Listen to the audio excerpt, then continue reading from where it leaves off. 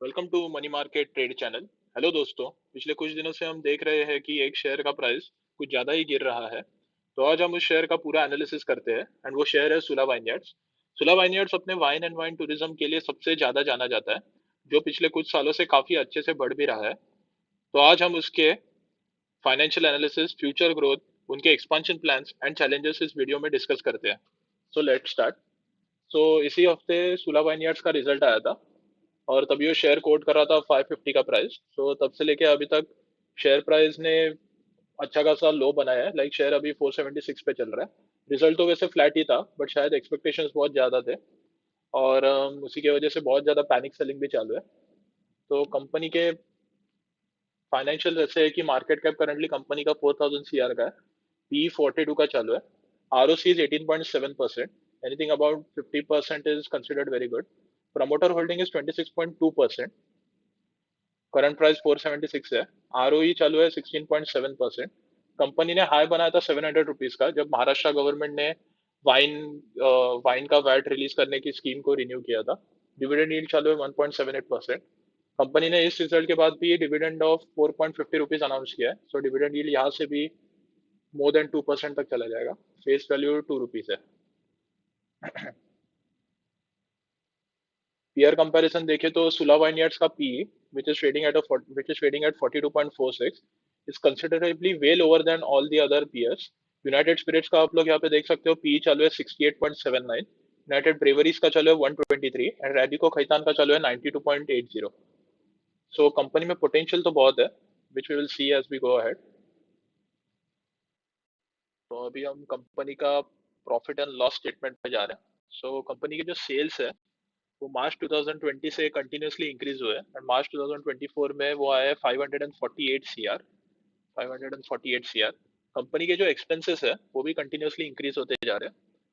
Company का operating profit आया है 167 सीआर पे। कंपनी के जो इंटरेस्ट पेमेंट्स है वो हमें यहाँ पे दिख रहे हैं 24 सीआर पे।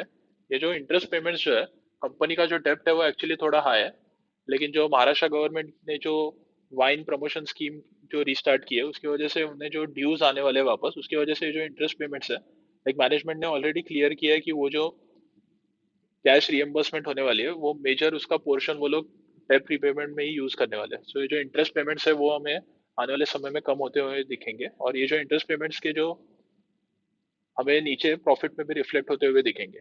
करंटली कंपनी का प्रॉफिट आया है 95 सीआर का। अभी Q4 रिजल्ट आया था, सो प्रॉफिट फ्लैट ही हुआ था। लाइक 4% का ड्रॉप आया था Q4 में और उसी की वजह से बहुत ज़्यादा पैनिक सेलिंग दिखी है हमें इस शेयर में। कंपनी का ईपीएस भी कंटिन्यूसली ग्रो हुआ है। कंपनी का डिविडेंड पे आउट रेशियो भी हेल्दी 80% है। इस क्वार्टर में भी कंपनी ने 4.50 रुपीज़ का डिविडेंड अनाउंस किया है। सो कंपनी का डिविडेंड यील्ड हमें 2% से ऊपर जाता हुआ दिखेगा करंट मार्केट प्राइस में। कंपनी के हम लोग बैलेंस शीट पे जाते हैं तो कंपनी के जो रिजर्व्स है वो कंटिन्यूसली इंक्रीज हुए हैं from 312 CR two 558 CR. Company के जो बोरोइंग्स है वो 292 सीआर पे है, जो हम लोगों ने अभी डिस्कस किया था। कंपनी के मैनेजमेंट का ऐसा कहना है कि ये जो बोरोइंग्स है वो कंफर्टेबली 200 सीआर तक लाए जा सकते हैं। और अभी हम लोग जो देख रहे हैं कि आने वाले समय में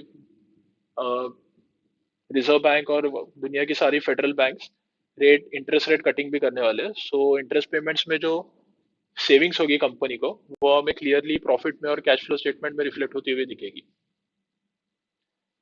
कंपनी के जो टोटल एसेट्स है वो है 1008 सीआर। कंपनी के कैश फ्लोज पे आते हैं। Cash from operating activity. So basically cash from operating activity is the cash generated by the company from its core business. Like company अपने कोर बिजनेस से कितना कैश जनरेट करती है। सो ये पॉजिटिव है और ये इंक्रीज भी हो रहा है, which is a very good sign. Cash from investing activities ये नेगेटिव है। सो बेसिकली कैश आउटफ्लो हुआ है। ये कंपनी ने like cash from investing activity अगर नेगेटिव होता है तो ये बेसिकली कंपनी ने अपने प्लांट्स पे अपने बिजनेस में इन्वेस्ट किया होगा।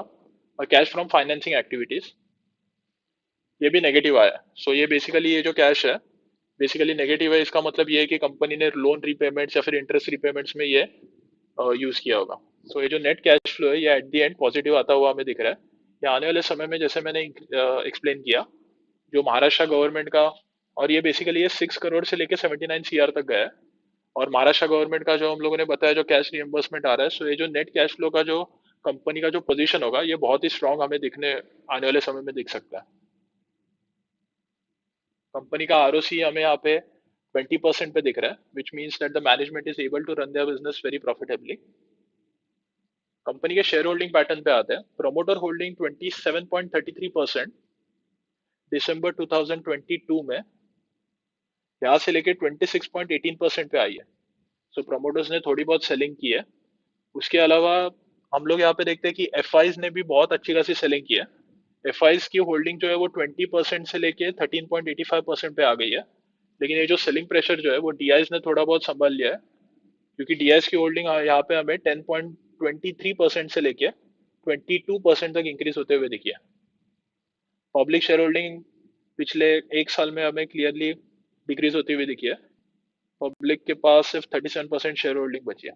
सो बेसिकली ऐसा चालू है कि पब्लिक के हाथ से शेयर्स लिए जा रहे हैं और एफ और डी कॉर्नर करते जा रहे हैं शेयर को। अभी हम लोग कंपनी के ऊपर पावर पॉइंट प्रेजेंटेशन पे आ रहे हैं। सो इंडिया में जो वाइन कंजम्पशन है वो फिलहाल सिर्फ only 1% of the total alcohol consumption है। ग्लोबल एवरेज चालू है 13% का, और कुछ सिलेक्ट यूरोपियन कंट्रीज में वो 30% तक जाता है। साउथ ईस्ट एशियन कंट्रीज में वाइन कंजम्पशन हमेशा से थोड़ा लो रहा है, लेकिन ऐसी एक्सपेक्टेशन है कि वो आने वाले समय में अच्छा खासा ग्रोथ दिखा सकता है।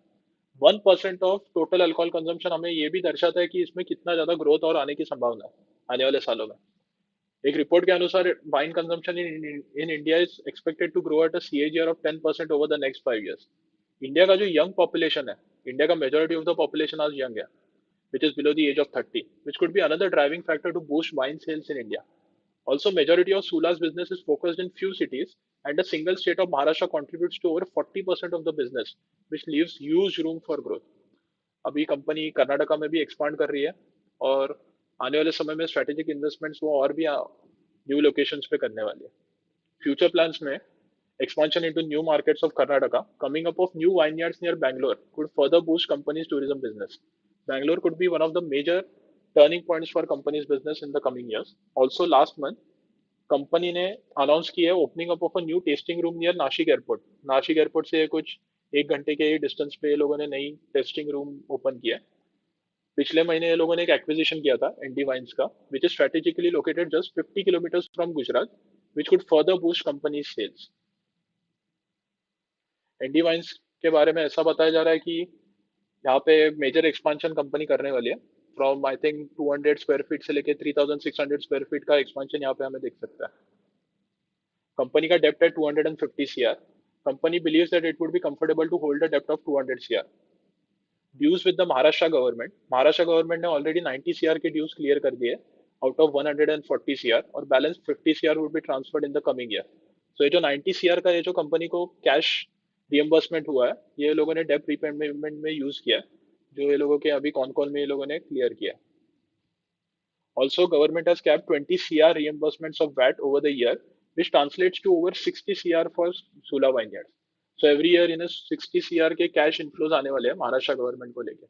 ये हम लोगों ने एंड में एक्सेल में डिस्कस किया है, तो हम लोग आगे देखते हैं।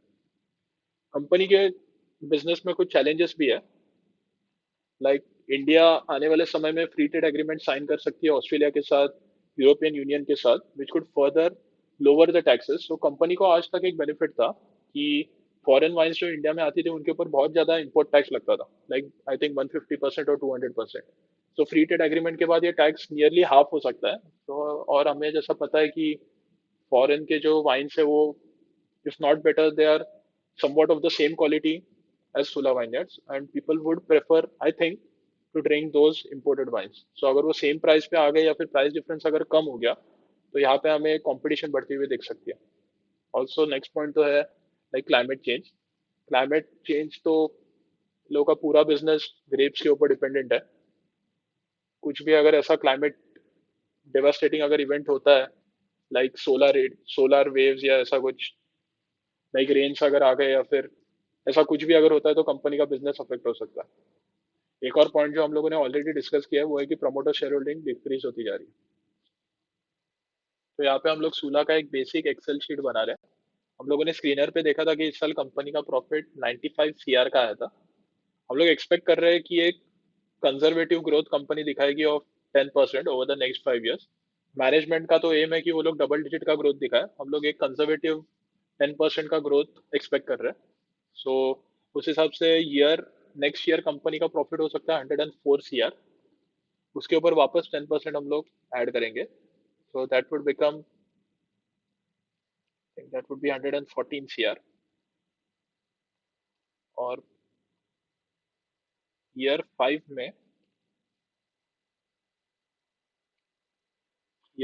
के एंड में वो हो जाएगा 153 CR। सो जैसा कि हम लोगों ने बोला था, महाराष्ट्र गवर्नमेंट के रिएम्बर्समेंट आ रहा है कैश का, which is going to be of 60 CR। तो ये जो 60 CR है, this would be clear cash inflow for the company. ये जो इन लोगों ने वैट जो पे किया था, यही रिएम्बर्स होने वाला है। सो ये हम लोग एक्चुअली ऐड नहीं कर रहे हैं 10% ग्रोथ में, क्योंकि इसका अभी तक मैनेजमेंट ने बताया नहीं है कि ये लोग ये 60 CR को कहाँ पे यूज करने वाले हैं। ये लोग इसको इन्वेस्ट करने वाले हैं, या इसका ये लोग डिविडेंड देने वाले हैं, या डेब्ट रिपेमेंट में यूज करने वाले हैं। इसका एक्चुअली ये लोगों ने यूज बताया नहीं है।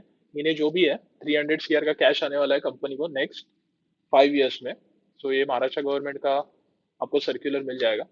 सो हम लोग एक्सपेक्ट कर रहे हैं कि कंपनी का पी जो अभी 40 चल रहा है, वही पी हम लोग एक्सपेक्ट कर रहे हैं ईयर 5 के एंड में, कंजर्वेटिव के सिनारियो में। So we are multiplying the profit with P, and we are getting an expected market cap of 6,119 crores. It would be an increase of 50% over 5 years. So, so this is excluding dividend. अगर हम लोग dividend को अगर यहाँ पे लेते हैं, तो growth में अगर हम लोग 12% का growth अगर लेते हैं, so ये बढ़ के हो जाएगा, फिर बढ़ के हो जाएगा 6,696 करोड़। ये कंजर्वेटिव सिनारियो चालू है, which would be, I think, this would be a return of, I think it would be roughly 55% over the next 5 years। अगर बेस्ट केस सिनारियो, अगर हम लोग बुल केस सिनारियो लेते हैं और एक हम लोग एक्सपेक्ट करते हैं कि कंपनी का पी 40 से एक्सपांड होकर 50 हो जाए, माइंड यू कि बाकी जो इनके पीएस है, यूनाइटेड ब्रेवरीज, ये सब कंपनी 60 और 70, कुछ कंपनीज तो 120 पी पे भी कोट कर रहे हैं। तो उस हिसाब से कंपनी का एक्सपेक्टेड मार्केट कैप हो जाएगा 8,371 crore. So within the next 5 years, company is more than expected to double from here. According Accordingly, if company follows a growth of conservatively 10 to 15% over the next 5 years. So this is it। So ये हमारा basic एक सुलभ vineyards का हम लोगों ने analyse किया है। मुझे पता नहीं है मैं कितना समझा पाया हूँ, लेकिन आपके जो भी फीडबैक्स हो गया हमें ज़रूर देना। और मैं वीडियो एंड करना चाहूँगा चार्ली मंजर के एक कोट के साथ। सो ही वॉज लाइक कि don't disturb your investments unnecessarily, like allow them to compound.